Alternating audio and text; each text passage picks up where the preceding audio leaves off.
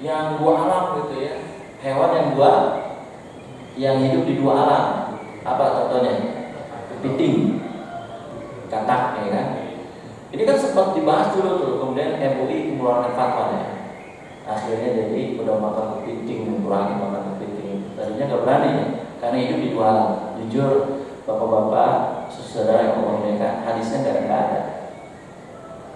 Saya nggak nemuin di kitab-kitab manapun ada hadis yang mengharamkan makan hewan di dua. Nggak ada. Nggak ada sama sekali hadisnya. Yang ada kias. Yang ada kias. Jadi tampaknya ini ulama MUI ini bukan MUI, yang lain mungkin ya, itu pakai kias. Imam Syafi'i ini termasuk kias. Imam Malik enggak. Imam Syafi'i pakai kias. Imam Malik, Abu Hanifah dia tidak pakai kias. Dia letter. Maksudnya begini. Yang dilarang hewan di dua alam itu gara-garanya Nabi pernah melarang makan kodok, makan katak. Jadi itu hadisnya itu doang, nggak ada yang lain lagi. Jadi katak ini kan hidup di dua alam nih. Kan katak itu dilarang dibunuh, otomatis binatang yang dilarang dibunuh juga otomatis dilarang dimakan. Jadi ini hadisnya, udah satu doang hadisnya ini, bahwa Rasul melarang membunuh kodok, katak, ya kan? Nah lalu kepiting dan lain-lain itu dikiaskan kepada kata itu yang hewan hidup di dua alam. Jelas ya? Assalamualaikum warahmatullahi wabarakatuh.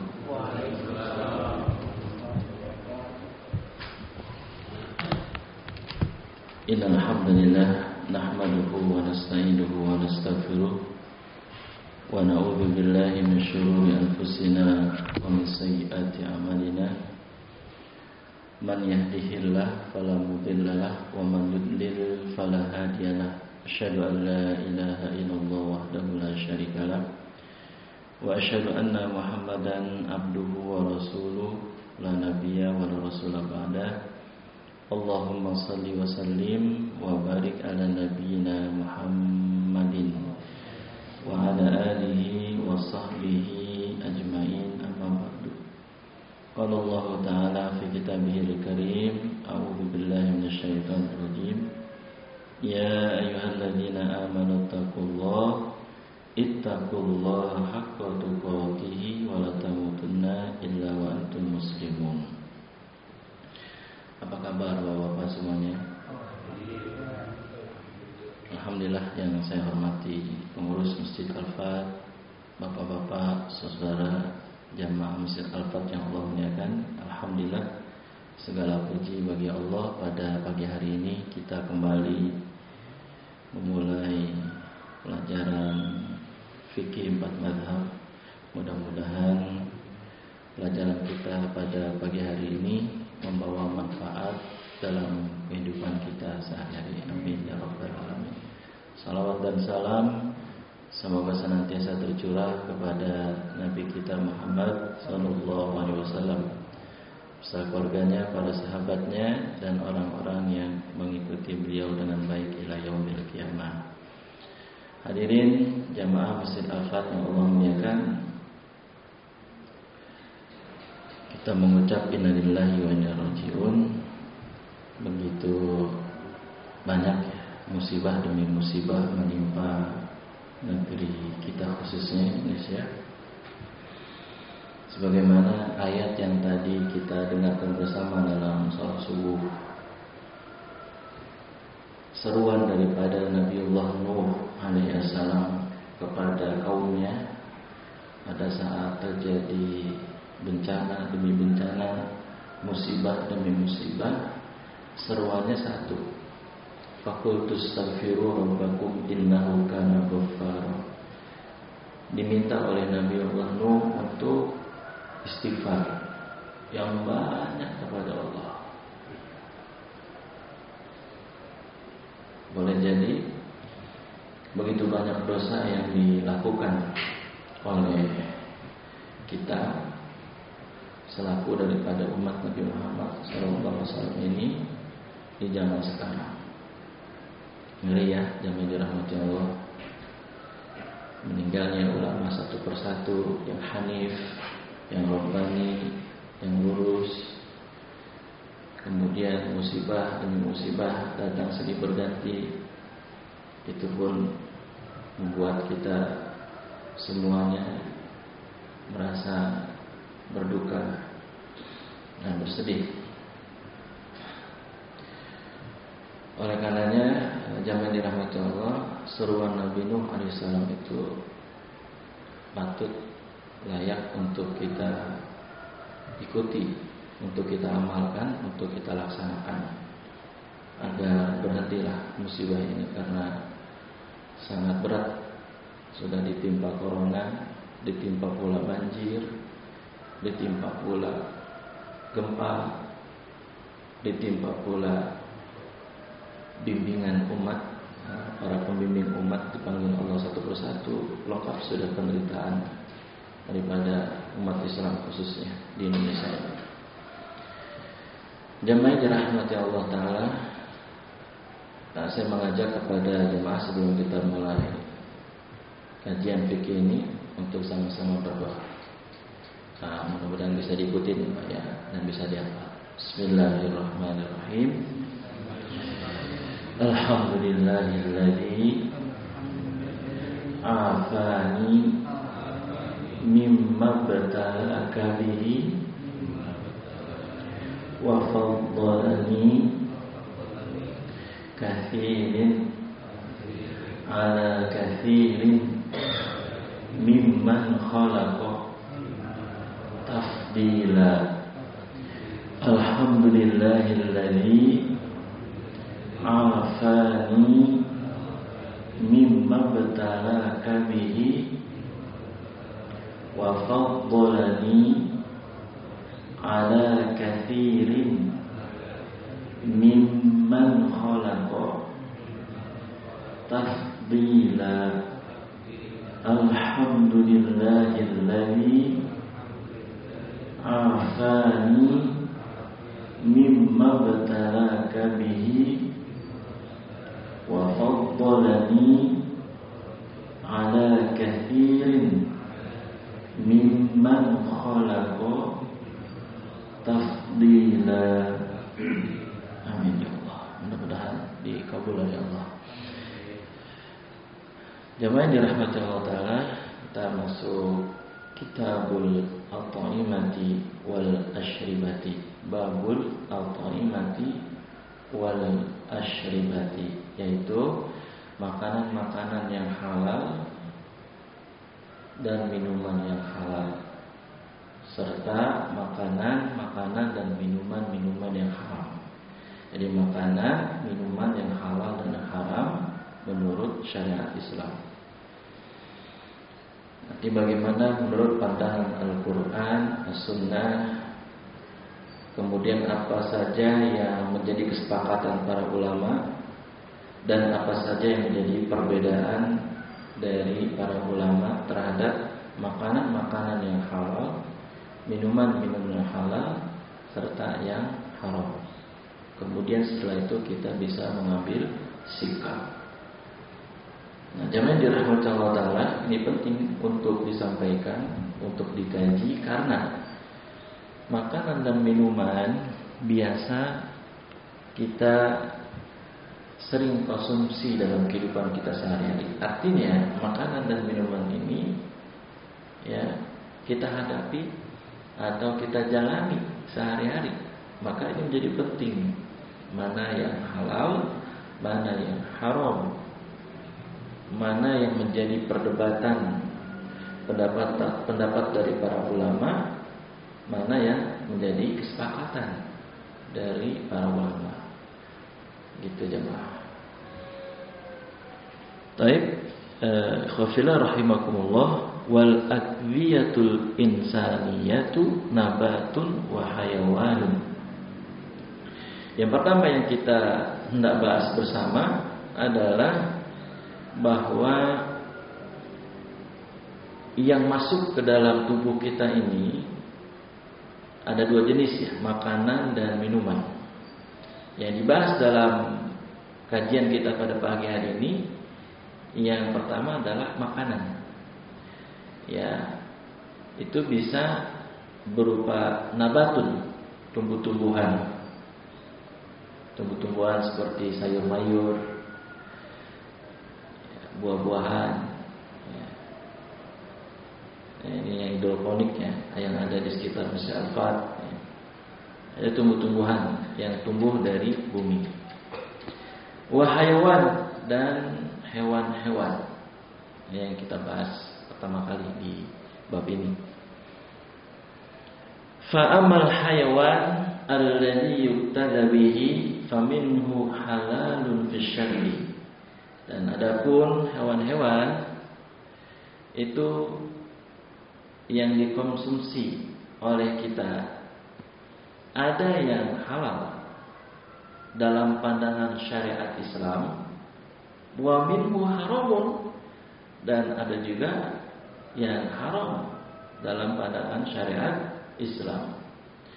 Wa hadza minhu barriyun wa minhu bahriyun. Dan ada juga di antara hewan-hewan itu yang dari daratan dan ada yang dari lautan. Wal muharramatu minha ma takunu muharramatan li ainiha. Dan di antara hewan-hewan itu ada yang diharamkan karena zatnya. Jadi karena memang hewan itu diharamkan oleh Allah, zatnya, sehingga dia tidak bisa dikonsumsi, tidak bisa dimakan. Seumpama babi, seumpama lagi anjing. Kita sudah pernah sampaikan waktu kapan ya saya lupa, ada organisasi Islam yang menghalalkan makan daging anjing. Ya, ada salah satu organisasi Islam. Ya, bukan, saya sebut aja namanya, nggak apa-apa ya, karena memang ini ilmu ya, boleh disebut, bukan aib. Yaitu Persis, Persatuan Islam. Karena Persis ini salah satu yang masih mengadopsi mazhab Zahiri. Zahiri itu artinya tekstual.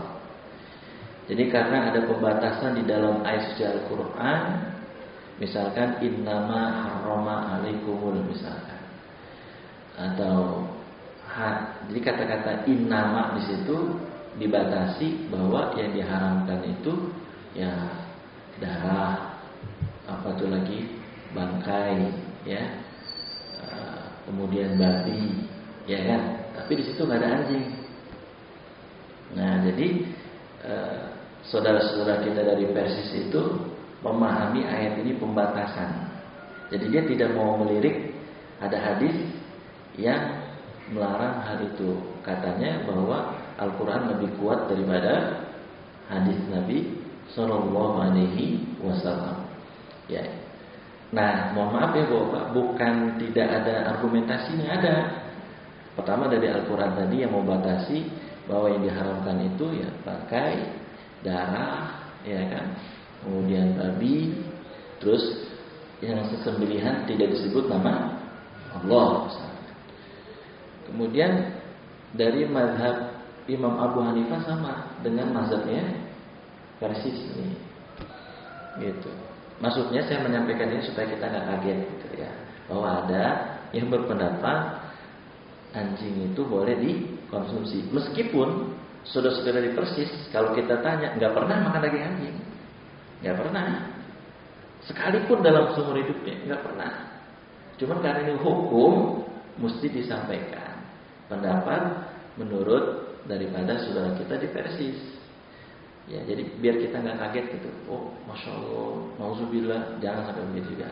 Karena saudara kita di Persis juga punya argumentasi, gitu ya. Tapi kalau kita tentu ya jumhur ya, mayoritas ulama berdasarkan dalil-dalil juga, argumentasi juga, ya haram untuk dikonsumsi daging anjing itu. Kalau babi sepakat semua ulama, nggak ada yang perbedaan. Nah itu jamaah dirahmati Allah. Ya. Jadi ada hewan-hewan yang diharamkan itu disebabkan zatnya. Ya, memang dia haram. Lalu wa minha matakunu lisababin waridin 'alaiha. Ada juga yang hewan itu halal. Halal hewan itu dimakan, dikonsumsi halal. Tapi dengan sebab lain jadi haram. Ya, apa umpama contohnya? Yaitu misalkan tiren ya, ayam mati kemarin. Atau ada hewan yang ketabrak mobil. Ya. Kan halal nih, misalkan kambing halal. Tapi pas ketabrak mobil langsung mati. Jadi bangkai kan? Halal hewan itu. Tapi karena sebab yang lain dia menjadi haram dikonsumsi, nggak boleh dimakan. Kecuali kalau misalkan kita lihat ada kambing ketabrak, masih gerak-gerak gitu, langsung beli. Bisa dimakan dagingnya. Begitupun ayam. Ayam kalau kita lihat masih bergerak-bergerak, ya itu langsung disembelih, dia menjadi halal. Itu jamaah ya. Cuman karena belum pengalaman nyembelih, bingung. Didiemin aja sayang banget itu kan, jadi mubazir ya. Ya mubazir. Tapi ya apa boleh buat ya, jamaah dirahmati Allah. Karena nggak bisa motong, nggak bisa menyembelih, ya cuma nonton doang. Akhirnya ya jadi bangkai dikubur, akhirnya nggak dimakan, nggak bisa dikonsumsi. Itu jamaah ya. Jadi ada hewan-hewan yang diharamkan karena memang zatnya, dan ada hewan-hewan yang hewannya halal, tapi dengan sebab yang lain dia menjadi haram dimakan. Kemudian dicontohkan jamaah yang dirahmati Allah Ta'ala, yaitu hewan bangkai. Fa'amal maitatuhu, adapun bangkai, fattafaqal atau ittafaqal ulama ala tahrimi maitatil barri, ala tahrimi maitatil barri.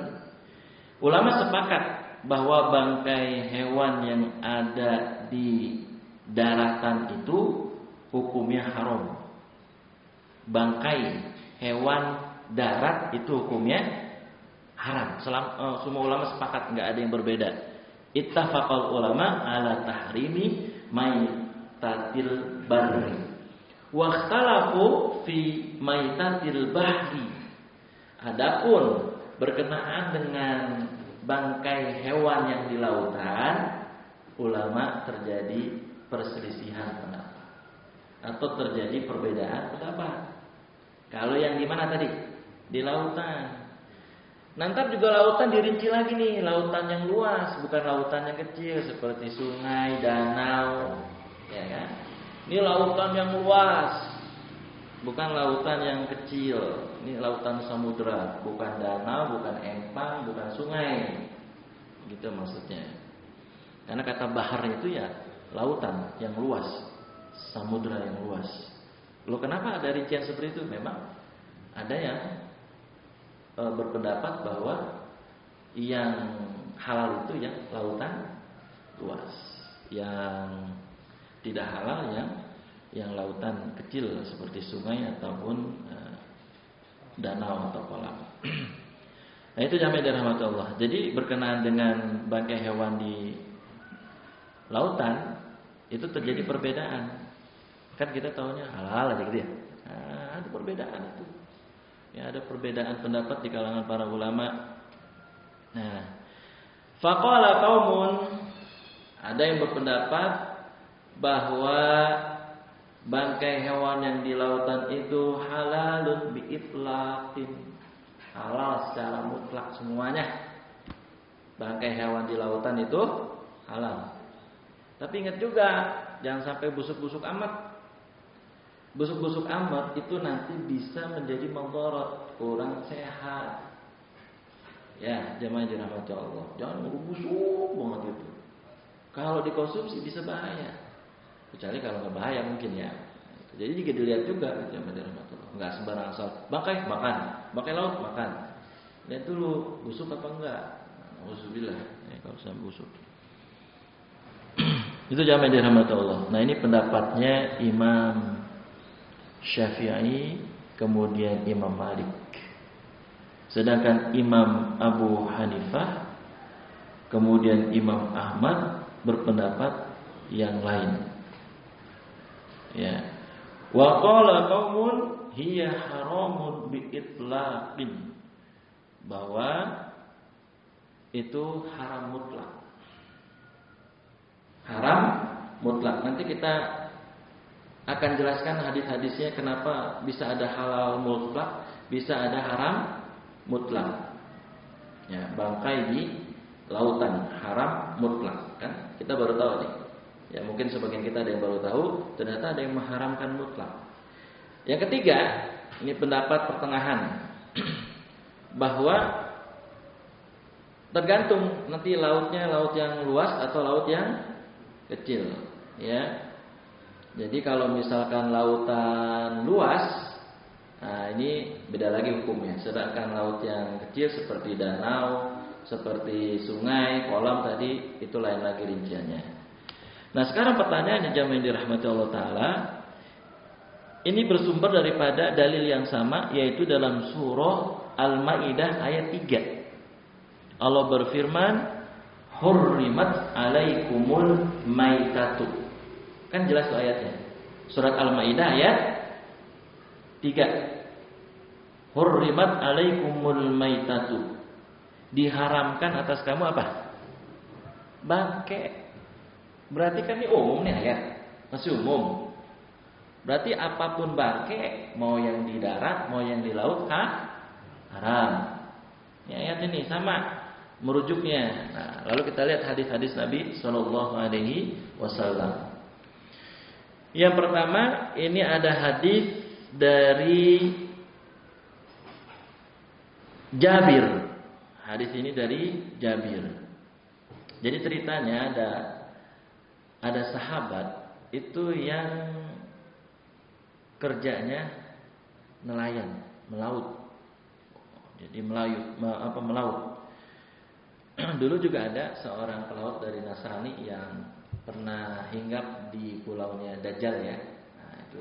Nah, ini ada sahabat juga yang jadi pelaut. Jadi dia bahkan kalau di laut ini disebutkan dalam hadis bid'atan wa ishrina yauman. Bisa sampai 20 hari. Ya, bisa sampai 20 hari. Kemudian hadis ini menjelaskan qad jazara anhul bahr.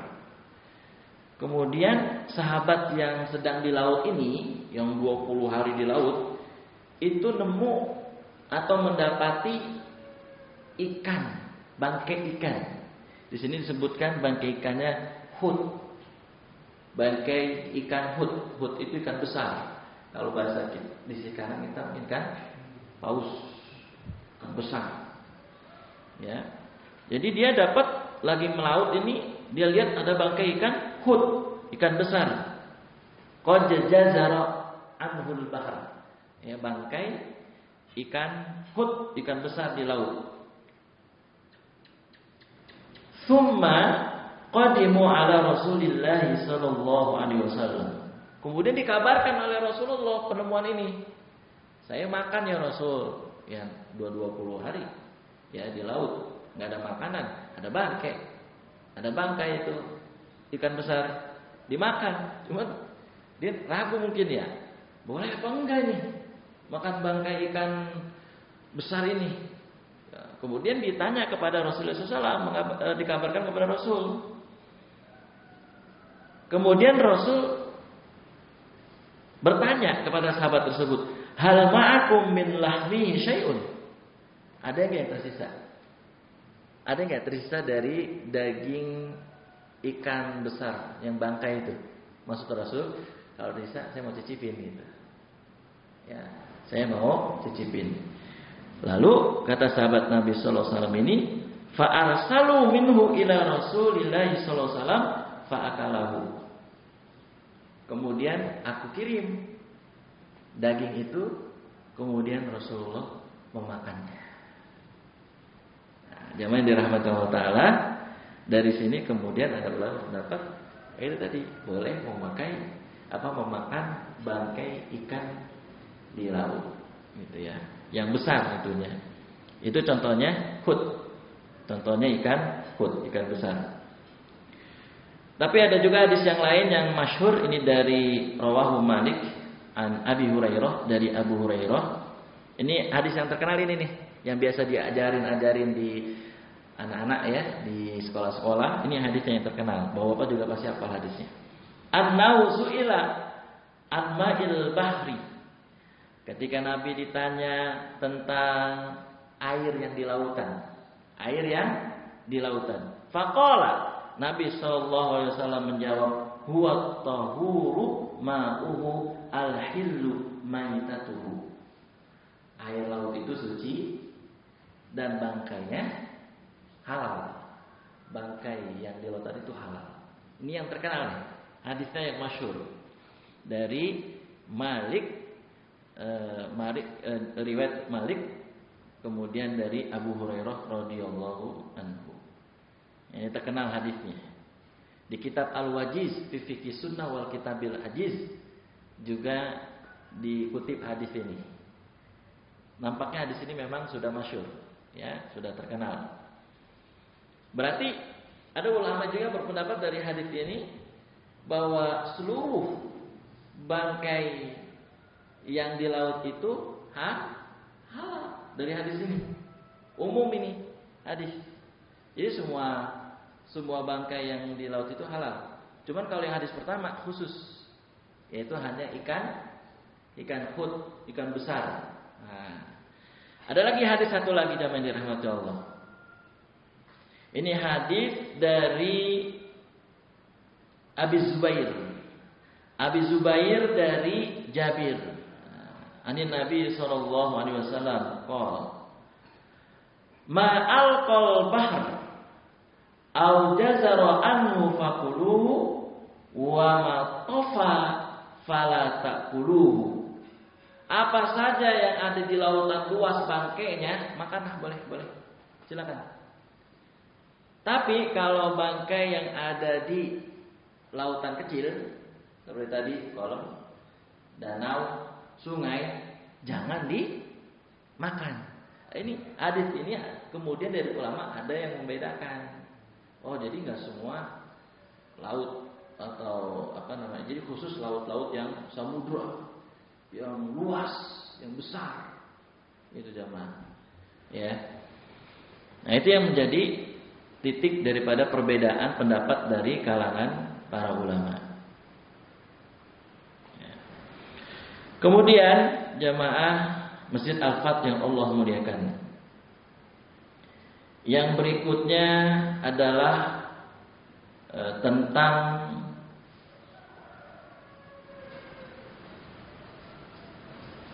jalalah. Tentang jalalah. Jalalah itu artinya adalah hewan-hewan yang memakan makanan najis. Seperti apa tuh misalnya hewan yang memakan najis? Lele ya. Lele itu kan ada yang makanannya najis, ada yang makanannya tidak najis. Kotoran manusia itu dimakan. Itu namanya jalalah. Al-jalalah. Ya, itu gimana tuh hukumnya? Ya kan? Ada hewan-hewan yang makan makanan najis. Nah, ini dijelaskan jamaah yang dirahmati Allah Taala dari hadis Nabi Sallallahu Alaihi Wasallam.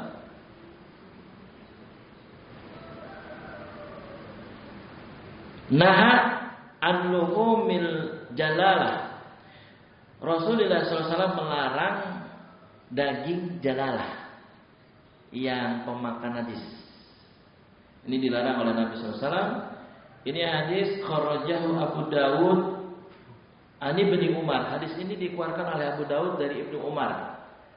Jadi dari hadis ini Rasulullah melarang hewan yang memakan najis.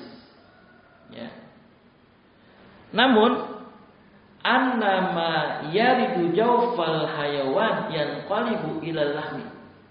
Yang menjadi perbedaan lagi adalah ketika makanan najis itu sudah masuk ke tubuh hewan, jadi kedokteran juga dibahas, itu sudah menjadi daging, ya kan? Itu jadi masalah juga nih. Jadi ada yang tidak membolehkan makan makanan hewan yang memakan najis itu disebabkan karena makanannya. Ada yang enggak, dilihat bahwa bukan makanannya, bukan dia makan yang najis, tapi adalah proses daripada yang dimakan hewan itu sudah berubah. Jadi kalau hewan misalkan makan najis terus masuk ke tubuh, udah berubah kan, jadi daging. Jadi boleh dimakan sebenarnya. Itu pendapat sebagian ulama. Sebagian lagi berpendapat tetap tidak boleh karena dia memakan makanan yang najis. Jamaah. Nah, ini disebutkan pendapat dari Imam Syafi'i, Imam Malik diantaranya. Nah, wasyafi'i yuharrimul jalalah. Kita tahulah mazhab dari Syafi'iyah ini mengharamkan makanan hewan yang makan najis. Enggak peduli, pokoknya prosesnya nanti berubah setelah masuk itu. Pokoknya hewan ini makan najis, haram dimakan. Mazhab Syafi'iyah. Ya. Bersama Malikiyah. Kemudian bersama Ahmad. Kemudian yang kedua, wa Malik yukrihuha. Kalau Imam Malik beserta Imam Abu Hanifah, beliau berpendapat hukumnya makruh. Makan hewan yang makan najis itu hukumnya makruh. Pertanyaannya, kenapa Imam Malik menghukumi makruh sedangkan Imam Syafi'i menghukumi haram? Iya kan gitu. Karena kita damai dirahmati Allah. Imam Malik dia berusaha untuk metodologinya. Itu berusaha untuk beliau nggak berani mengatakan bahwa ini haram, ini boleh, ini tidak boleh. Ini haram dimakan, ini halal dimakan. Karena satu alasan jamaah yang dirahmati Allah, metodologi beliau yaitu bahwa proses bahwa ini larangan Nabi SAW naha an-nuhumil jalalah, bahwa Nabi melarang hewan yang memakan najis, naha di situ, larangan di situ sifatnya belum tegas.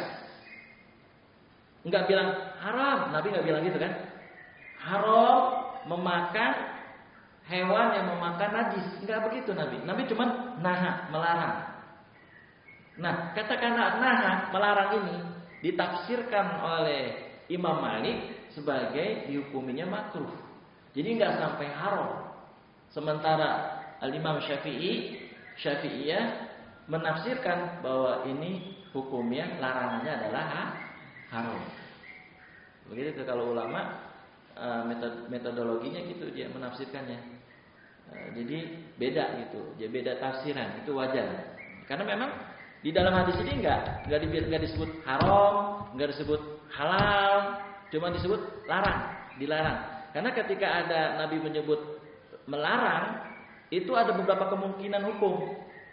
Enggak serta-merta haram, enggak serta-merta mubah, enggak serta-merta makruh. Gitu. Kan kalau kita mungkin karena mungkin belum sampai ilmunya, ketika Nabi melarang disangkanya haram udah pasti. Ya. Boleh jadi Nabi melarang dihukumi oleh para ulama ahli itu sebagai hal yang makruh. Seperti laki-laki pakai cincin emas. Kan dilarang oleh Nabi.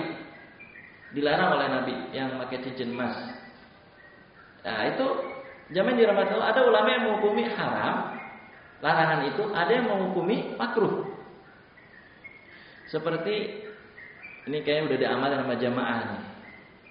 Khususnya Pak Ketua DKM, Pak Halim ya. Udah ngamalin banget beliau nih, saya perhatiin.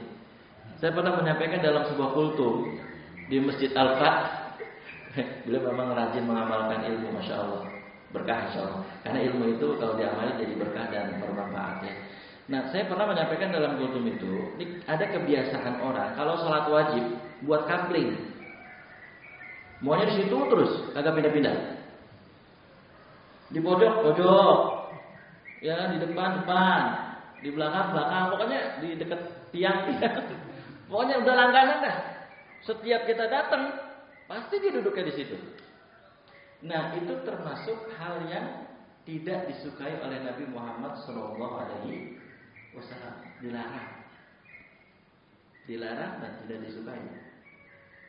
Nah, kan dilarang di sini, ini bukan menunjukkan keharaman, bukan serta-merta menunjukkan keharaman. Ulama ada yang menafsirkan makruh aja, dibenci, gitu. Ya. Tapi kalau sholat sunnah bebas. Ini khusus sholat wajib. Kalau sholat sunnah mah terserah deh, kapling. Ini yang dibahas dalam hadis adalah sholat wajib. Kita udah sampaikan hikmahnya kenapa kok dilarang oleh Nabi. Orang sholat wajib di situ-situ terus tempatnya, nggak pindah-pindah, agar tidak menimbulkan riya. Nanti pasti orang-orang bilang itu tempatnya si fulan itu. Gitu. Biasa langganan di situ, diomongin gitu. Nah, itu kata para ulama hikmahnya kenapa dilarang oleh Nabi, supaya tidak dibilang-bilang atau diomongin orang, dalam arti dibicarain, nanti jadi ujub, jadi ria, jadi macam-macam lah. Nah, jadi ada yang ya begitu kan, kita harus sampaikan, namanya juga hadis ya, namanya kebenaran harus kita sampaikan, suka nggak suka ya harus kita sampaikan gitu. Ya mungkin ada yang melakukan itu belum tahu kan hadisnya, ada yang melakukan itu di kapling-kapling gitu kan. Bahkan kalau ditempatin marah bener dia. Ih, tempat gua itu, ya kan, ditempatin, pergi lu gitu, diusir. Bahkan ya Allah, ya ada. Saya pernah soal yang ngalamin begini di masjid tradisional, ya harus pakai kain sarung kalau ceramah di situ mah, nggak boleh nggak harus pakai sarung, ya. Nah, saya pernah gitu ya, saya duduk di tempat orang itu, ya kan, karena saya nggak mau melangkahi orang-orang karena belakang saya telat di sop kedua, ya sop pertama udah terisi penuh, saya ke sop kedua. Nah itu ternyata rupanya tempat spesial, ada jemaah dibilangin, Ustaz, maaf ini tempatnya, gitu katanya, bapak ini gitu, ya saya langsung pindah aja. Saya nggak tahu ya kan, itu tempatnya beliau gitu. Jadi ada yang seperti itu ternyata masih nggak mau ditempatin orang lain gitu ya. Padahal ya itu sebaliknya, justru bagusnya pindah-pindah dari satu tempat ke tempat yang lain. Kadang di pojok kanan, kadang di pojok kiri, kadang di depan, ya kan. Nah itu tapi nggak sampai pada keharaman, ya kan. Ulama menafsirkan makruh. Jadi larangan-larangan Nabi ada yang bentuknya haram, ada yang bentuknya makruh. Jadi gak serta-merta larang berarti diharamin. Nah untuk tahu haram sama makruh, kita merujuk kepada pendapat para ulama yang memang punya otoritas di dalam masalah menentukan hukum makruh atau tidak makruh. Itu yang dirahmati Allah ya. Jadi Imam Syafi'i berpendapat bahwa haram binatang yang memakan makanan najis atau hewan. Kemudian Malik memakruhkannya dengan alasan-alasan tadi. Ada juga sekarang kontemporer membahasnya. Bagaimana Ustaz kalau misalkan hewan itu memakan 2 hari makan makanan najis, 2 hari makan makanan pakan. Ya kan? Itu gimana tuh? Ya kan? Jadi 2 hari makanan yang najis, 2 hari dikasih makanan pakan yang nggak najis gitu. Nah, sampai begitu tuh dibahas tuh oleh ulama kontemporer gitu ya. Nah, itu jadi gimana tuh kan antara yang najis dengan yang nggak najis nyatu di dalam tubuh si hewan tersebut gitu ya. Nah, jamaah dirahmati Allah. Kalau saya pribadi berkenaan dengan hal ini ya karena saya kalau untuk hewan ikan umpama emang kurang suka ikan dari kecil, bukan alergi, amisnya. Saya sama ibu mertua saya kurang suka sama ikan. Istri sama anak-anak saya suka banget ikan, jenis ikan. Tapi kalau saya kurang suka ikan, ya, karena amis gitu, karena amis. Padahal bagus tuh ikan ya, tapi karena amis. Jadi kalau mau makan ikan itu amis terus muntah aja gitu, nggak nyaman gitu kalau makan. Makanya kalau pas sahur nih ayam bulbit misalkan, sedani kan saya pulang udah makan nasi biasa aja. Wah, oke ikan nih, pulang aja dah. Karena emang dari kecil nggak suka ikan, amis karena amisnya gitu. Kalau nggak amis gimana Ustaz? Ya tetap aja kayaknya mah pas makan berasa gimana gitu. Kalau yang nggak suka. Ikan asin betul. Ikan-ikan kering doyan tuh. Kenapa ya? Oh yang ikan yang kering, tapi bukan yang nggak amis juga, yang kering juga kayak cumi kecil tuh yang kering, ya. Yang asin-asin tuh doyan gitu, nggak tahu. Ya mungkin karena hilang kali amisnya ya. Itu jamaah dirahmati Allah ya. Kayaknya saya kalau untuk berkenaan dengan ikan atau hewan makan najis ini, saya lebih memilih pendapat yang boleh dimakan, karena kalau sudah masuk ke ini, sudah masuk ke tubuh hewan tersebut, udah berubah prosesnya. Jadi udah nggak najis lagi sebenarnya untuk dimakan. Apalagi ini seperti ikan gitu ya, udah halal dari jenisnya, zatnya, kemudian juga tempatnya juga di air ya. Terus ada juga nih Ustaz, yang dua alam gitu ya, hewan yang hidup di dua alam. Apa contohnya? Kepiting, katak ya kan. Ini kan sempat dibahas dulu tuh, kemudian MUI mengeluarkan fatwa ya. Akhirnya jadi udah makan kepiting, berani makan kepiting itu. Tadinya nggak berani karena hidup di dua alam. Jujur bapak-bapak, saudara yang Allah muliakan, hadisnya nggak ada. Saya nggak nemuin di kitab-kitab manapun ada hadis yang mengharamkan makan hewan di dua. Nggak ada sama sekali hadisnya. Yang ada kias. Jadi tampaknya ini ulama MUI ini bukan MUI, yang lain mungkin ya, itu pakai kias. Imam Syafi'i ini termasuk kias. Imam Malik enggak. Imam Syafi'i pakai kias. Imam Malik, Abu Hanifah dia tidak pakai kias. Dia lateral. Maksudnya begini. Yang dilarang hewan di dua alam itu gara-garanya Nabi pernah melarang makan kodok, makan katak. Jadi itu hadisnya itu doang, nggak ada yang lain lagi. Jadi katak ini kan hidup di dua alam nih. Kan katak itu dilarang dibunuh, otomatis binatang yang dilarang dibunuh juga otomatis dilarang dimakan. Jadi ini hadisnya, udah satu doang hadisnya ini, bahwa Rasul melarang membunuh kodok, katak, ya kan? Nah lalu kepiting dan lain-lain itu dikiaskan kepada katak, gitu. Yang hewan hidup di dua alam, jelas ya? Jadi kias nih sebenarnya yang mengharamkan hewan yang hidup di dua alam itu ya haram dimakan, itu kias daripada katak, kodok. Sementara ulama yang menghalalkan kepiting dan yang sejenisnya nggak pakai kias, yang dihalalkan cuma katak, cuma kodok, gitu. Nggak ada yang lain lagi.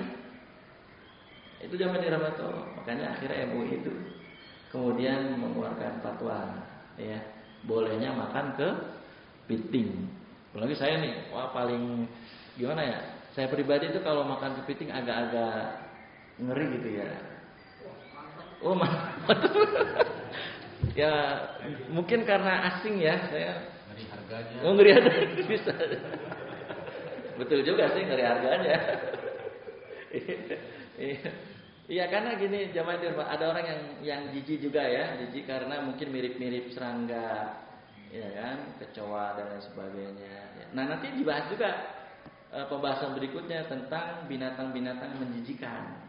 Nah, itu dibahas dalam fikih. Binatang-binatang yang menjijikan seperti kecoa, belalang, ya kan, dan lain sebagainya. Kalau nggak salah di Jawa Timur ya, itu makan laron biasa ya, digoreng ya. Saya belum pernah ngerasain sih. Pak Fadil lah. Oh dulu rasakannya kayak apa? Kayak iya.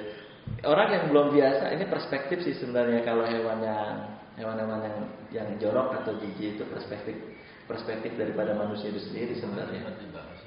Hewan yang tidak punya, yang tidak dipotong. Baik. Tidak disembelih. Nah, iya, jamaah dirahmati Allah. Dia termasuk juga hewan-hewan yang sembelihnya itu tidak disembelih seperti ikan kan tidak disembelih. Itu dibahas juga sama ulama. Ya, mau hewan sembelihan, mau hewan bukan sembelihan yang tanpa basmalah, ya, itu tidak halal dimakan, ada juga pembahasannya. Ya. Mau yang sembelihan, mau yang bukan sembelihan, ada juga pembahasannya. Tapi ada juga yang khusus kalau bismillah itu ya yang sembelihan aja, sementara ikan dan yang sejenisnya itu nggak perlu bismillah, ya kan? Langsung aja dipotong. Tapi apa susahnya baca bismillah ya? Bismillah, gampang ya. Bismillahirrahmanirrahim. Termasuk binatang buruan itu. Kan binatang buruan kan rusak. Kan kalau dulu diburunya pakai apa? Panah ya. Kalau sekarang pakai apa? Pistol. Ya kan? Itu boleh, ya kan? Karena apa? Itu masuk bab buruan. Bab buruan, bab shayd. Sehingga halal untuk dimakan. Nah, jangan dirahmati Allah Ta'ala. Memang ada orang-orang yang misalkan kita dikasih makanan dari tetangga non-muslim, ya itu bekas, mungkin ada yang bilang di mall-mall juga kan itu daging kambing, daging apa ayam, motongnya juga nggak tahu dah, ya kan? Betul nggak Bapak? Nggak jelas gitu ya. Ada juga yang motong 1 menit langsung brok gitu, banyak gitu kan? Di video-video muncul tuh cara pemotongannya gimana gitu ya. Makanya gini, kalau mau aman ya ada 2 pendapat sih, jamaah. Kalau mau aman, pendapat yang ketiga yaitu kalau bisa cari yang ada ini LPPOM, udah dalam pengawasan lembaga pengawas obat dan makanan. Itu biasanya sudah diatur ya cara pemotongan dan sebagainya. Terus kalau yang nggak ada gimana gitu? Nah ada 2 pendapat. Yang pertama ikhtiyaton. Ikhtiyaton itu artinya hati-hati. Dia waspada gitu. Dia nggak mau. Yang kedua boleh karena alasan tidak tahu. Karena alasan tidak tahu. Kecuali kalau tahu nggak boleh. Karena sudah kita bahas ya, asal daripada makanan itu ya halal kan. Sampai kita tahu bahwa itu haram gitu. Selama kita belum tahu, maka ini termasuk kategori yang boleh dimakan. Yang di mana? Di mal-mal atau di tetangga kita non-muslim, ya kan? Bukan orang bilang nanti bekas masaknya itu bekas babi atau bekas yang najis-najis itu gimana gitu kan? Karena posisinya nggak tahu, boleh dimakan. Boleh jadi dia sudah mencuci bekas wajannya itu dicuci kan udah bersih lagi, kan gitu ya? Dicuci. Loh, bagaimana kalau mencuci Ustaz? Itu lagi-lagi kita posisinya tidak tuh. Kan nggak mungkin juga kita ngomong sama dia nggak enak kan. Nah, ada bab lagi tuh, bab yang lain, yaitu bab menghargai, menghormati hubungan antar tetangga. Baik yang muslim maupun non muslim. Jadi nggak mungkin juga kita tanya, najis nggak nih? Kan nggak enak juga. Apalagi yang belum akrab gitu ya, nggak enak nanti tersinggung dan sebagainya. Tapi kalau kita tahu itu kena najis, ya jangan dimakan. Tapi kalau kita belum tahu, boleh dimakan. Seperti Nabi SAW pernah dikasih daging kan dari Yahudi bahkan, yang kita tahu nggak tahu deh dia ini daging kambing ya, daging kambing yang kita nggak tahu dia nyembelinnya baca Bismillah atau tidak. Maka Nabi menerimanya, lalu sebelum makan baca Bismillahirrahmanirrahim. Ustaz, bagaimana nanti kalau misalnya lagi motong kambing nih Idul Adha, lupa Bismillah, dipotong aja tuh kambing, dipotong aja tuh sapi, gimana halal nggak? Halal. Kalau lupa, kalau nggak lupa atau sengaja, ya itu jadi tidak halal, ya kan? Dikonsumsi itu nggak halal karena tanpa menyebut basmalah. Ini penting banget memang Bismillah itu. Penting. Jangankan ini bapak-bapak yang dirahmati Allah, jangankan menyembelih hewan. Kita mulai ngaji aja baca bismillah. Karena dalam hadis Nabi, orang yang tidak dimulai bismillah akan terputus keberkahannya. Kan gitu ya. Nah gimana tuh kalau yang lupa? Nah kata Nabi, rufi al-qalam, diangkat kolam, diangkat pena. Ada 3 orang yang diangkat pena, 1 orang yang lupa. Udah dia nggak dosa dia mas. Halal sembelihannya kalau dia lupa.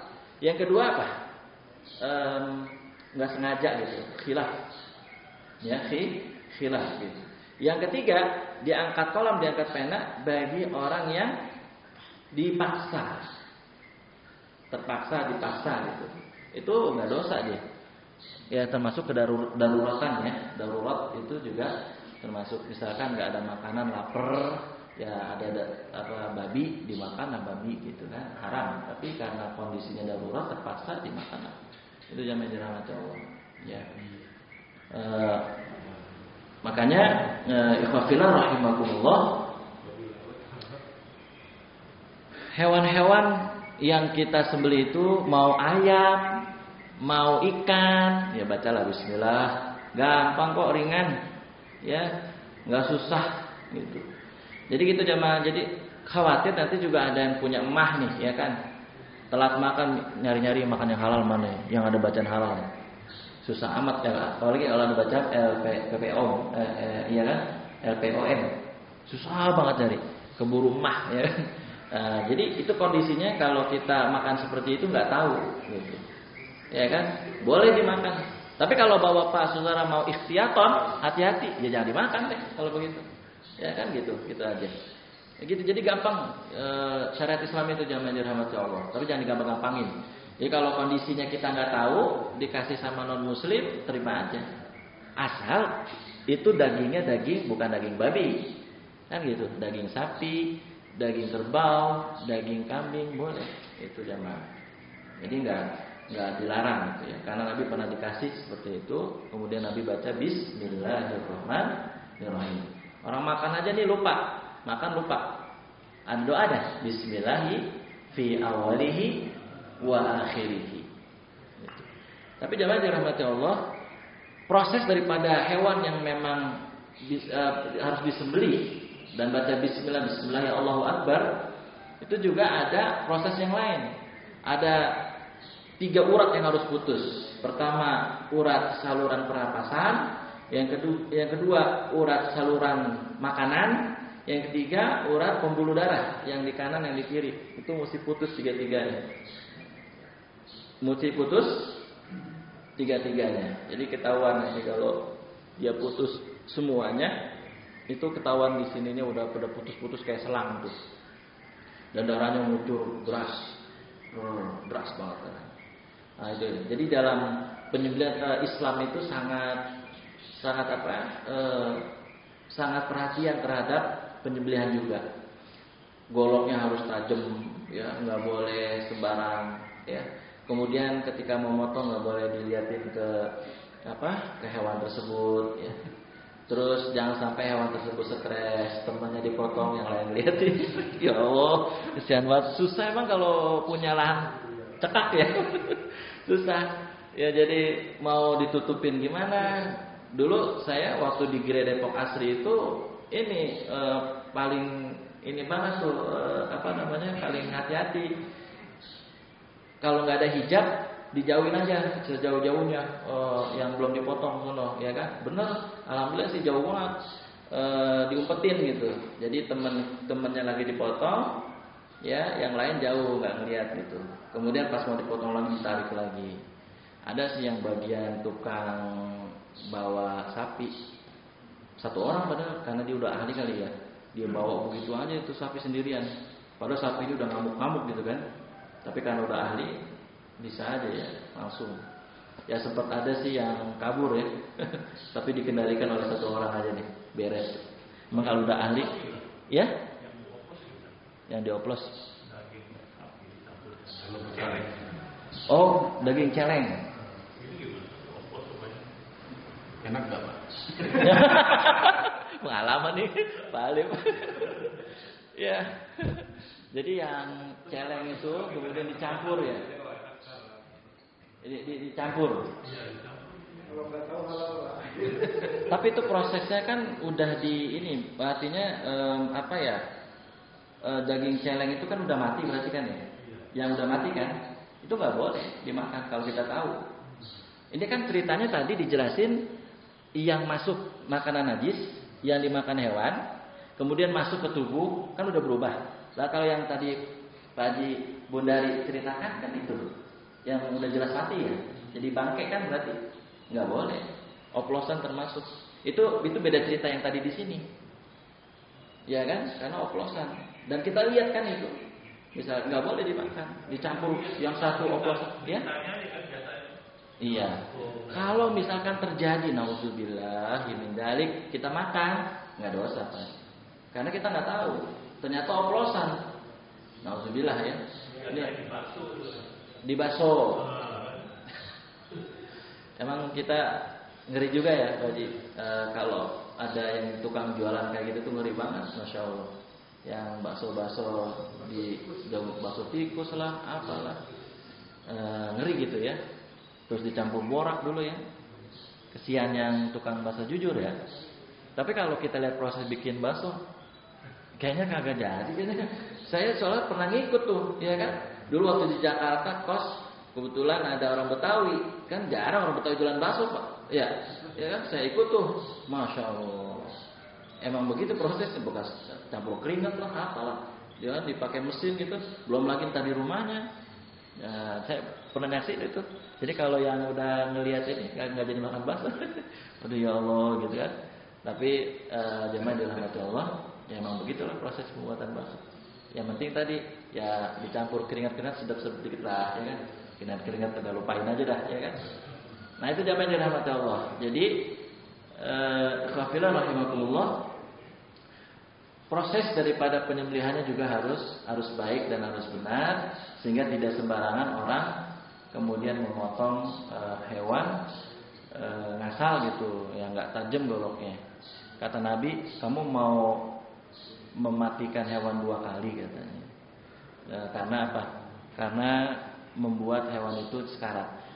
Nah jadi ketika motong itu juga jamaah, dia tidak boleh diangkat goloknya, nggak boleh diangkat. Jadi dia harus diem gitu, nggak boleh diangkat, potong diangkat, dia nggak boleh diangkat, dia diem terus sampai akhirnya putus semua 3 ban. Kemarin Idul Adha kemarin nih, ya Pak Halim ya, itu ada yang motong sendiri itu alhamdulillah dari Blok J kalau nggak salah ya, saya lupa. Oh ya Pak Bari yang tukang jus ya, itu motong dia mau motong sendiri, masya Allah luar biasa. Bisa karena dia bimbing gitu ya, dia bisa. Ya dulu juga orang-orang Jaya Depok asli nggak ada yang bisa tuh, karena dicoba ya akhirnya pada ketagihan. Besok lagi minta lagi, besok lagi minta lagi. Bahkan ada yang nafsu banget lagi motongnya, masya Allah. Udah kayak mau apa ya, mau berantem, mau siap-siap gitu ya. Nah itu jamaah dirahmati Allah ya. Karena tukang begal juga dulunya pastinya nggak bisa, tapi karena dia coba akhirnya bisa. Itu jamaah dirahmati Allah ya. Jadi hewan yang memakan najis itu ada 2 pendapat. Bahwa ya pendapat yang pertama haram, itu pendapatnya mazhab Syafi'iyah, kita hormatin dah. Kalau ada orang-orang mazhab Syafi'iyah nggak mau makanan yang hewan yang makan najis, ya memang ini hadisnya nah an luhumil jalalah. Rasul melarang daging hewan yang memakan najis. Nah sementara yang boleh ya atau makan aja gitu, ini pendapat Imam Malik dan pendapat imam yang lain ya. Kalau Imam Malik hukumnya makruh, dia ngambil jalur yang tengah. Tapi imam yang lain mutlak halal untuk hewan yang makan makanan najis itu. Nah terakhir pada pembahasan kita ini jamaah dirahmati Allah, ini nanti kita sambung lagi ya. Ini termasuk juga penting, yaitu sabda Nabi Muhammad SAW, akalu kulli dinabin minas sibai haramun. Nah ini jelas hadisnya nih. Setiap hewan yang bertaring itu haram dimakan. Yang bertaring, hewan yang bertaring. Ya. Cuman Kan yang bertaring ada dua nih. Ada yang makan daging, ada yang tidak makan daging gitu ya. Ada ulama yang berpendapat, ini termasuk madzhab Syafi'iyah, setiap hewan bertaring mau makan daging kek, mau enggak kek, pokoknya bertaring aja. Itu haram dikonsumsi, dimakan. Tapi ada ulama yang berpendapat, Abu Hanifah misalnya, itu berpendapat bahwa ya kalau misalkan enggak makan daging, cuma bertaring, itu boleh dikonsumsi. Ada gajah dia termasuk ini. Pemakan apa gajah? Tumbuhan ya. Nah tuh, ya kan? Taring itu bisa macam-macam Bapak. Bisa yang dari mulut, bisa yang dari tanduk, bisa dari kuku ya, cengkraman itu. Dan tambahan lagi buas.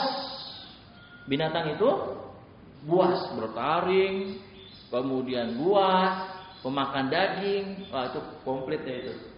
Ya, ulama kemudian sepakat kalau hal itu kumpul semua tuh ada buas, ada apa lagi? Bertaring. Nah, ini hadisnya nih. Setiap ya hewan yang bertaring maka dia menjadi haram. Cuman kan dijelasin bertaring. Bertaringnya nggak dijelasin tentang apakah makan daging atau tidak kan? Cuma disebutin bertaring. Makanya ulama terjadi perbedaan pendapat. Karena cuma disebut bertaring, enggak disebut pemakan daging atau tidak pemakan daging. Nah itu jamaah dirahmati Allah. Saya pernah ngerasain makan daging rusak ya. Rasanya itu agak-agak keras gitu ya dikasih sama orang. Nah habis itu nggak mau makan lagi, keras banget. Apa mungkin ngolahnya tadi? Sini bapak udah pernah makan daging rusak? Udah enak. Oh enak. Saya pernah cobain keras banget. Kayaknya ngolahnya nggak bisa kali ya. Enak kalau banyak.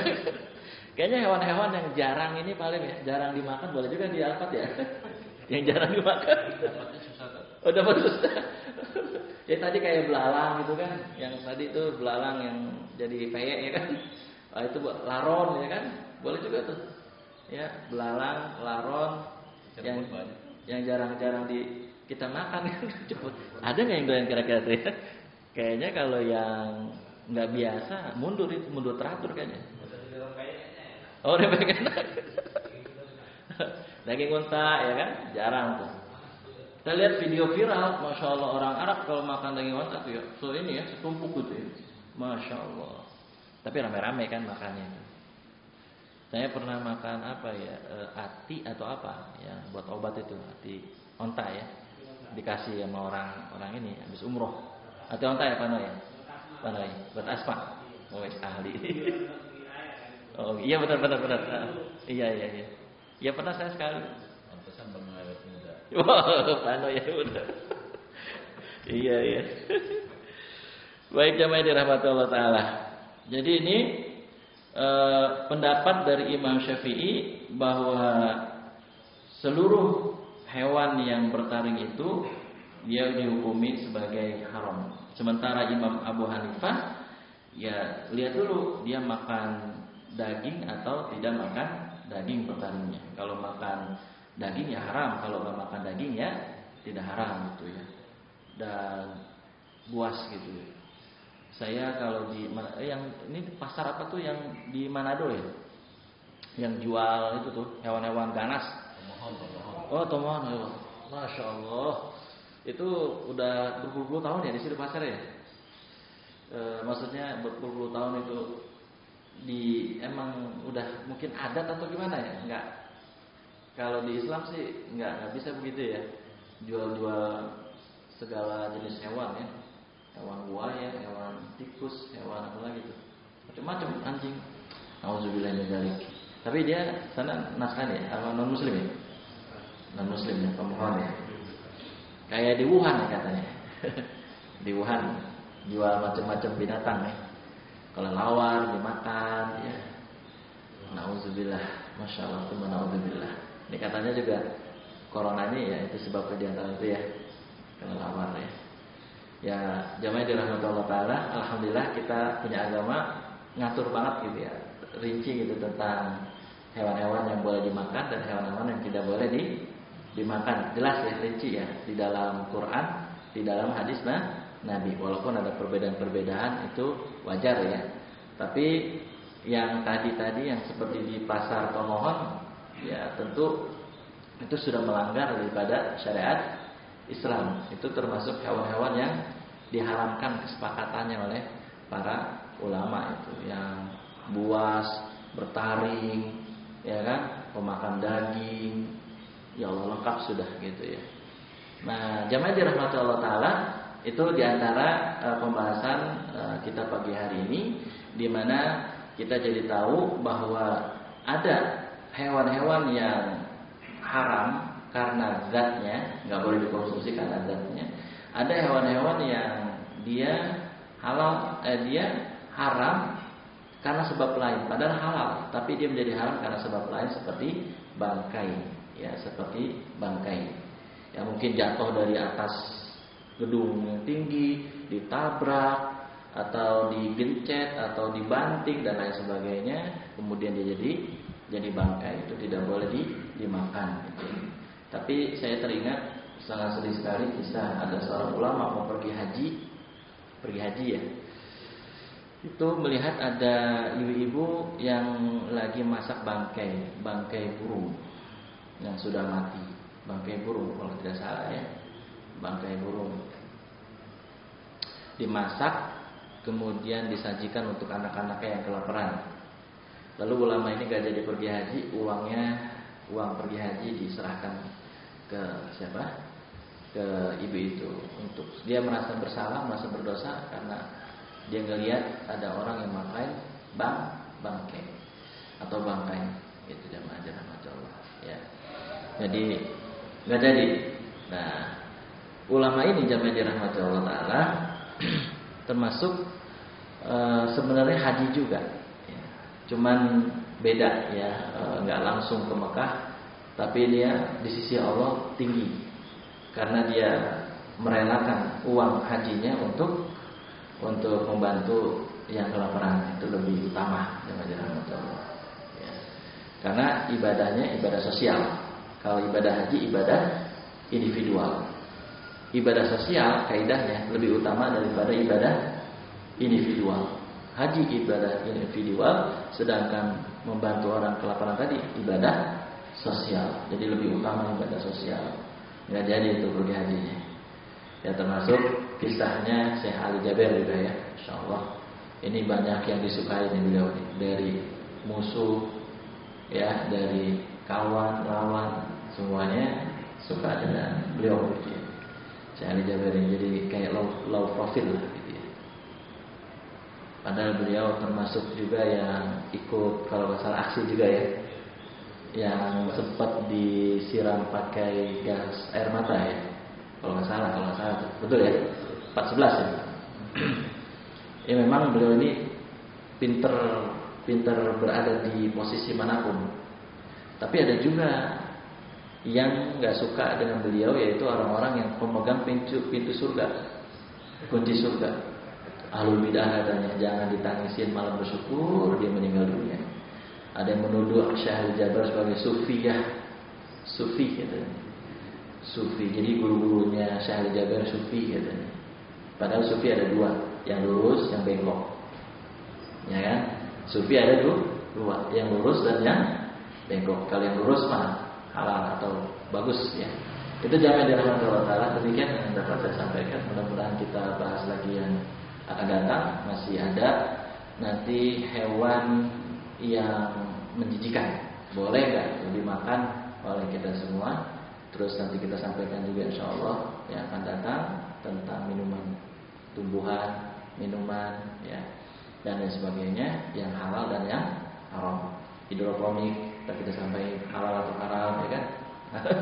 Jadi kalau kita sampaikan misalkan tumbuh-tumbuhan tersebut halal, alhamdulillah Pak Afandi jadi mujur ya. Insyaallah banyak pesanan Pak ya. Alfat udah banyak banget hidroponiknya. Mudah-mudahan berkah semua ya. Jangan dirahmati Allah Taala.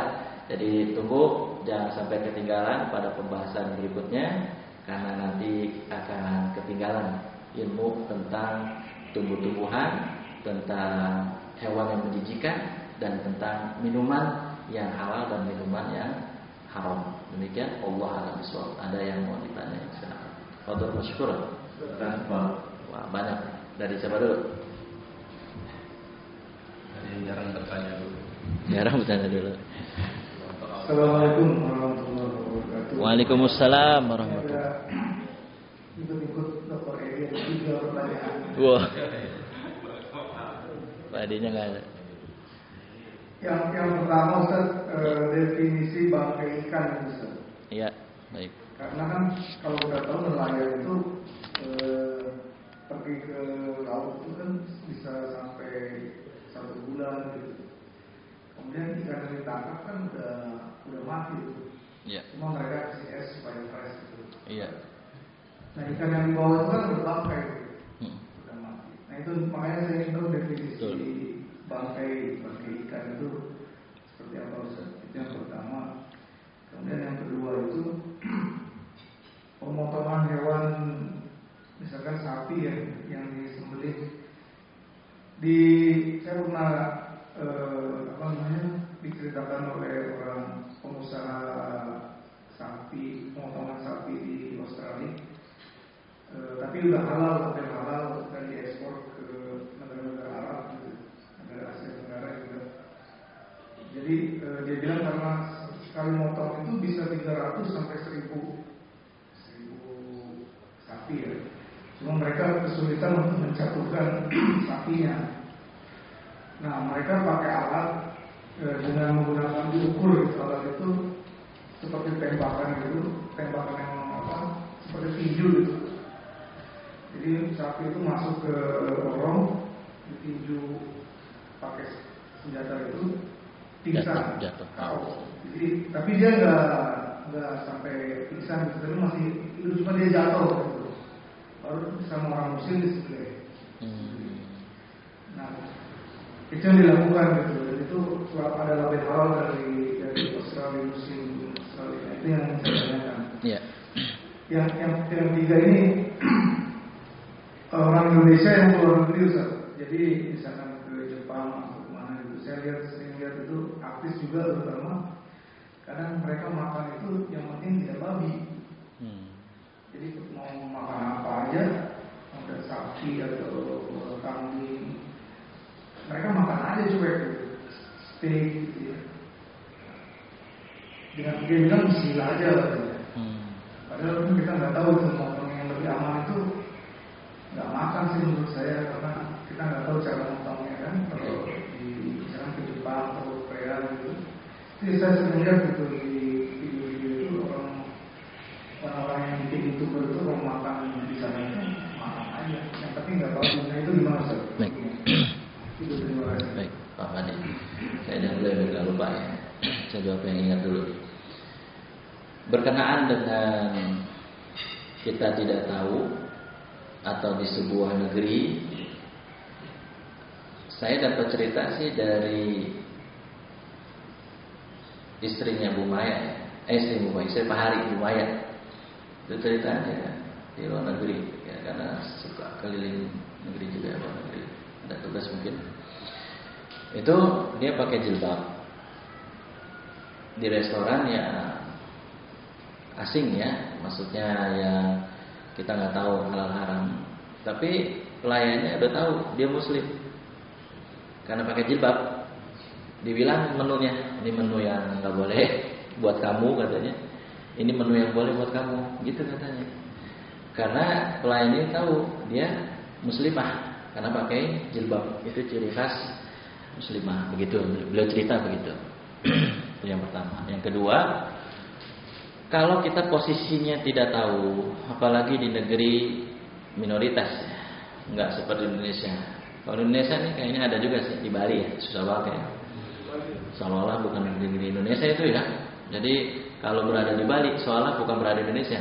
Azan jangan didengar, azan susah banget. Biasanya kalau di Jakarta, di Depok, di Bekasi, azan kedengeran semua.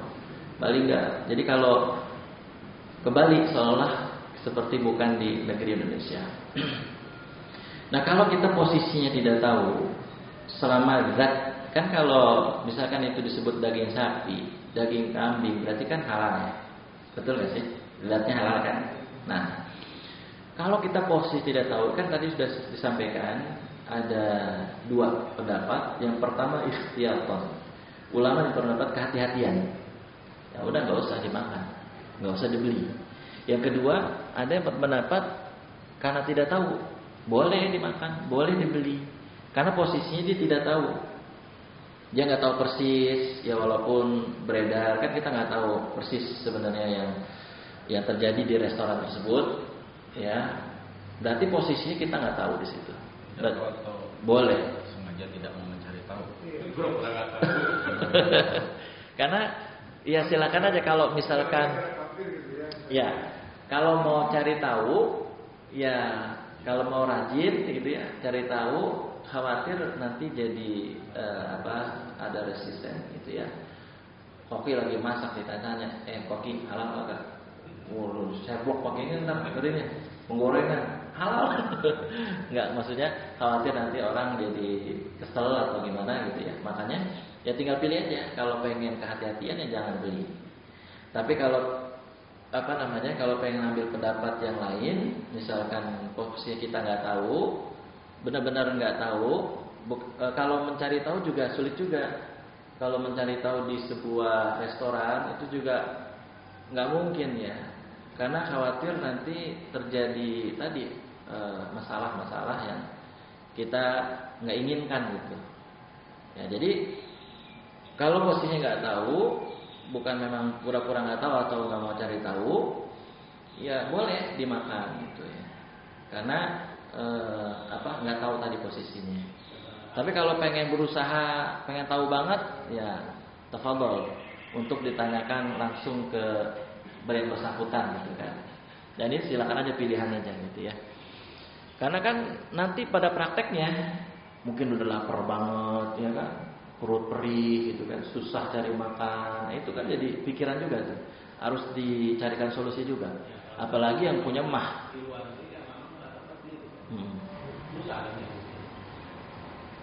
Iya, makanya yang Makanya keluar ya negeri. udah gampang simpel, jangan keluar negeri gitu. Emang kalau keluar negeri resiko harus diambil keluar negeri mah. Iya kan? Nah, gitu. Ikan asin. Iya dah. Ya cuman gitu tadi ada ayat Allah yang berfirman sebenarnya kul siru fil ardi fanzuru kaifa kana aqibatul mukadzibin. Suruh traveling sebenarnya kalau mau ya, kalau ada dananya untuk melihat ciptaan-ciptaan Allah atau orang-orang, karakter macam-macam ciptaan Allah lah gitu ya. Nah, jamaah dirahmati Allah taala. Jadi gitu Pak Fandi ya. Jadi silakan dipilih aja deh kalau itu. Ya, mau hati-hati jangan dimakan. Kalau misalkan posisi kita nggak tahu, kayak kita dikasih non muslim, kita nggak tahu posisinya, ini bekas najis atau enggak masaknya. Ya kalau mau dimakan monggo, nggak mau dimakan juga silakan. Mau dikasih yang lain, yang non muslim juga silakan gitu ya. Fadhol. Karena babnya nanti ada bab masing-masing. Kita Islam itu nggak berdiri satu masalah, satu perkara, tapi ada perkara yang lain. Bab menghargai, bab menghormati daripada pemberian orang lain, termasuk non muslim di dalamnya ada. Ya. Kemudian yang berikutnya berkenaan dengan dipukul dulu hewan tersebut sampai pingsan, itu teknis sebenarnya. Tapi ketika disembelih kan muslim ya, dan bahkan sudah ada label halal, itu boleh. Karena itu semacam apa ya, teknis saja, biar supaya mungkin cepat proses penyembelihan. Walaupun dipukul dulu, dipingsanin dulu, mungkin pengen ngambil gampang ya, daripada kita mungkin lihatnya susah untuk rubuhnya berapa orang ya kan, baru rubuh gitu ya. Mungkin pengen cepat selesai kali ya, dipukul itu teknis, yang penting penyembelihannya benar, gitu aja. Penyembelihannya benar itu teknis, supaya cepat aja dijatuhinnya. Kan ada teknik-teknik. Ya, tapi kalau ala Nabi sih tekniknya nggak begitu, kan begitu. Kalau ala Nabi nih tekniknya dijatuhin biasa, alamiah. Nggak dipukul, dipingsanin dulu, bukan. Ada juga yang disuntik dulu ya. Suntik apa itu? Suntik pingsan atau apa? Saya nggak ngerti. Disuntik dulu. Setelah dia udah nggak bergerak, baru dipotong, disembelih. Kalau ditanya ala Nabi nggak begitu kalau Nabi gitu. Cuman kan bukan berarti kalau bukan ala Nabi itu nggak boleh. Kalau ulama sudah berfatwa, sudah berpendapat, tentu berdasarkan ilmu, boleh. Ya itu teknis yang penting tadi ujungnya penyembelihannya itu harus Bismillah gitu ya. Bismillahirrahmanirrahim. Allahu Akbar. Terus sampai putus semua. Itu teknis. Jadi sebelum disembelih seperti itu. Baik kalau Nabi kan diangkat gitu ya, kemudian dijatuhin gitu ya. Kalau yang kambing gitu ya, yang enteng itu sunnah aja, bukan termasuk daripada kewajiban itu jamaah dirahmati Allah. Contoh nih jamaah, ada juga yang berpendapat bahwa pengobatan tibun nabawi, pengobatan nabawi ini lagi-lagi saudara kita Persis nih yang berpendapat, dia nggak apa-apa deh, dia memang punya argumentasi, katanya nggak ada yang sunnah dalam pengobatan itu, semua obat sama, wasail, makosidnya kesembuhan, wasailnya, sarananya bisa macam-macam, ada medis, ada bekam. Jadi menurut Persis jangan ngaku-ngaku nih yang paling nyunah gitu. Ini pengobatan bekam paling sunnah, sementara pengobatan medis tidak. Nah, karena mau bekam, karena dulu pengobatannya ya begitu adanya. Beda sama yang sekarang gitu kan. Nah, gitu. Jadi Persis itu memang agak maju ke depan. Dia terlalu sore mungkin maju ke depan. Memang ya itu adanya pengobatan dulu. Ya, teknologinya ya segitu gitu dulu. Enggak kayak sekarang. Makanya Persis enggak menyatakan enggak ada yang pengobatan ini yang paling sunnah, enggak ada. Semua sama, medis, bekam, semua sama katanya. Nah gitu, itu menurut saudara kita dari Persis. Ya, tinggal gitu aja. Enggak apa-apa itu pendapat mereka. Jadi yang semangat bekam, yang semangat ini lanjutin, jangan kendor, gitu ya. Ya biarin aja, ini kan pengobatan, salah satu pengobatan aja, ya kan, salah pengobatan. Ada yang dengan cara ini, ada yang dengan cara itu. Maka di iklan ada iklan berantem, pasta gigi yang herbal sama pasta gigi yang apa namanya, yang nggak herbal gitu ya. Pada menurut Persis tadi herbal, non herbal sama pengobatan. Itu hanya wasail aja. Makosidnya adalah ikhtiarnya kesembuhan. Itu yang paling utama, kesembuhan itu dari Allah. Gitu ya Pak Fandi. Jadi itu boleh aja. Terus satu lagi saya lupa apa tuh? Nah bangkai. Jadi gini, definisi bangkai itu jamaah yang dirahmati Allah Taala, ulama sudah menyampaikan. Kalau dia misalkan nih, yang kita bicara yang daratan dulu, bukan yang lautan. Kalau daratan itu patokannya ketika dia sudah mati, belum disembelih nih, apa ketabrak, apa dibanting, apa dijatuhin dari atas yang gedung tinggi sampai mati gitu, terus nggak ada nyawanya, jadi bangkai sudah, itu patokannya, ya kan? Makanya kalau dia masih bergerak nih, jatuh dari gedung tinggi tapi masih bergerak, langsung sembelih, halal. Tapi kalau sudah nggak bergerak, sudah nggak bernyawa, sudah jadi bangkai, mau berapa detik kek, mau berapa lama kek, sudah jadi bangkai. Itu kalau yang di daratan. Kalau yang di lautan, itu definisinya tadi jangan sampai busuk gitu, sampai busuk. Ya, kalau busuk kan juga membahayakan kesehatan, ya kan? Tapi kalau misalkan mau dimakan juga yang busuk, terus nggak merusak kesehatan misalkan, nggak mau kesehatan, silakan aja, gitu Pak Fadi. Nah kalau ikan itu kan lama gitu, ada yang jadi, ya pokoknya jangan sampai busuk aja, gitu Pak Fadi. Patokan jangan sampai busuk. Ada juga berpendapat gini, Syekh Shalih Al-Utsaimin berkenaan dengan bangkai ikan di lautan, putri duyung. Ditanya juga putri duyung, karena ini ilmu, dijawab sama beliau, masya Allah, beliau orangnya bijak juga. Jika ditanya, ada jamaah yang bertanya tentang memakan hewan, ikan putri duyung. Kan ada orang nggak percaya sama putri duyung ya kan? Gini jamaah, kata beliau, kalau sudah ada cerita dari mulut ke mulut menjadi legend, itu bisa kemungkinan ada benar. Karena yang ngomong banyak nih, yang ngomong banyak. Sama persis suara Nabi mirip Syekh Ali Al-Hudzaifi. Suara bacaan Quran Nabi itu mirip Syekh Ali. Kata siapa? Orang Madinah. Masih hidup beliau. Syekh Ali Al-Hudzaify, tapi udah usia 90 tahun. Waktu saya haji di sana, beliau jadi imamnya itu, masya Allah, masih memang sih nggak seperti muda ya, dia udah mulai kendur, baca Qur'annya sudah mulai lemah, tapi masih enak. Jadi kata orang Madinah banyak ngomong, konon Nabi suara lagunya, nada baca Quran seperti Syekh Ali Al-Hudzaify. Ali Al-Hudzaify. Nah itu jamaah dirahmati Allah. Jadi Putri Duyung juga sama. Ya, kalau ada orang yang bilang banyak gitu, ya kemungkinan benar, kemungkinan tidak. Tapi jangan sampai a priori langsung enggak, itu bohong gitu. Bisa jadi benar ada. Nah sekarang bagaimana kalau ada? Halal kata beliau.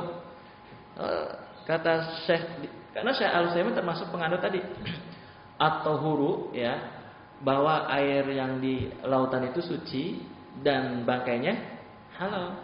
Jadi apapun yang ada di lautan itu termasuk Putri Duyung itu halal dimakan walaupun jenisnya kayak manusia. Enggak, mirip manusia misalnya. Itu halal dimakan. Itu penjelasan dari Syekh Shalih Al-Utsaimin. Dia beliau enggak bilang gini, itu mitos Putri Duyung enggak ada, enggak bilang gitu.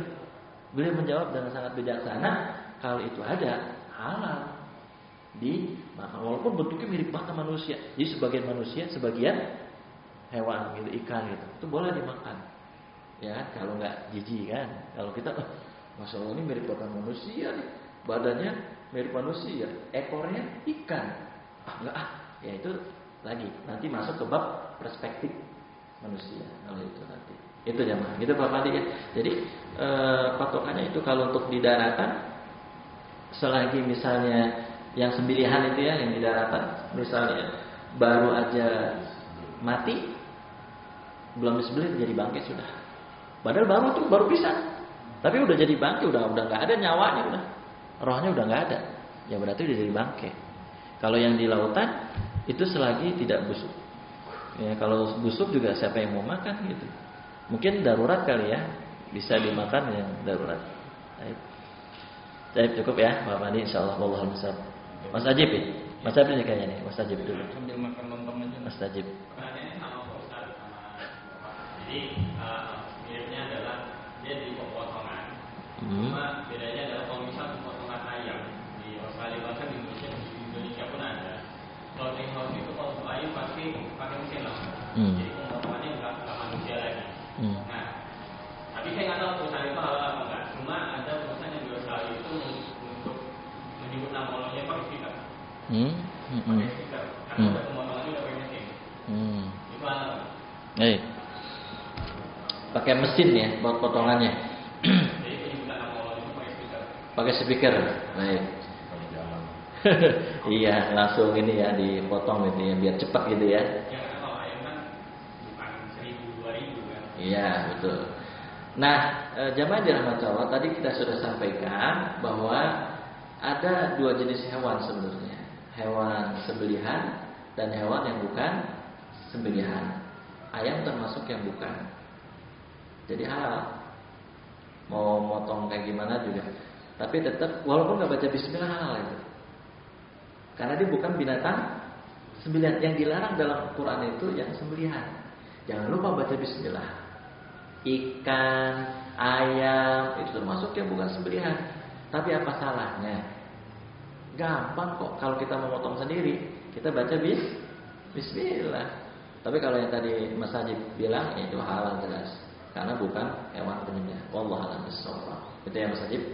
Terus siapa lagi? Satu lagi. Cukup. Oh, udah cukup.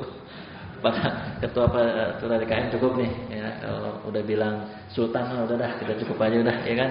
Sultan ini ya Bela Kasa. Iya. Iya baik. Baik ya Bapak, saudara kita cukupkan, insyaallah kita lanjut akan datang. Jangan sampai ketinggalan, ikutin terus tentang makanan yang halal dan yang haram ini. Mudah-mudahan berkah untuk kita semuanya. Kita tutup dengan doa kafaratul majlis. Subhanaka Allahumma wa bihamdika asyhadu an la ilaha illa anta astaghfiruka wa atubu ilaik. Assalamualaikum warahmatullahi wabarakatuh. Maulaya